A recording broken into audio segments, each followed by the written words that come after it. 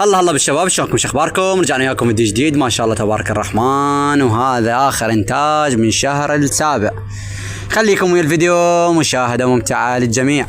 ومثل ما تلاحظون نظفنا السطح فول وما شاء الله تبارك الرحمن. رجعنا الدجاجات مالتنا بيضين، مثل ما تلاحظون قدامكم البيضة 100 من الكويتيات. واللي يسأل على الدجاج محمد نقص صدق، اي والله طالكم امرهن الدجاجات كلهن ماتن فالحمد لله، والله رزقنا بالطيور مثل ما تلاحظون. تعال خلينا نشوف شكو ماكو بيهن. وهاي الدجاجة مالتنا طلعت لنا مالت الموسم اللي فات.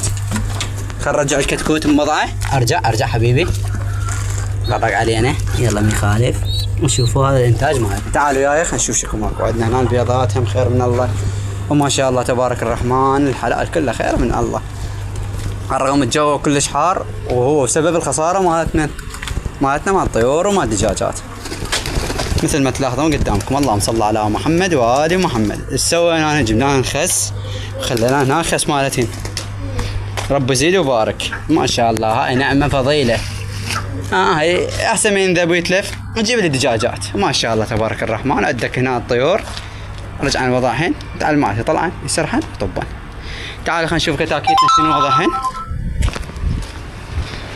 هنا عندنا ما شاء الله الكتاكيت مالتنا خير وبارك صحتهن.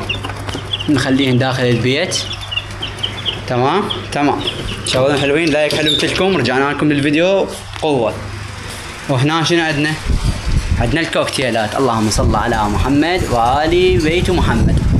مثل ما تلاحظون هسه بدأ الموسم يبدأ يجهز عندنا الطيور. تمام خليكم بالفيديو مشاهدة ممتعة.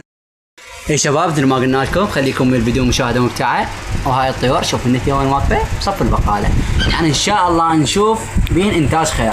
وهذا الخبيث الوكح مالتنا البطل المزرعة الجديد، اتوقع عليه بيناغي وما اعرف ايش يسولف، ما مفهوم.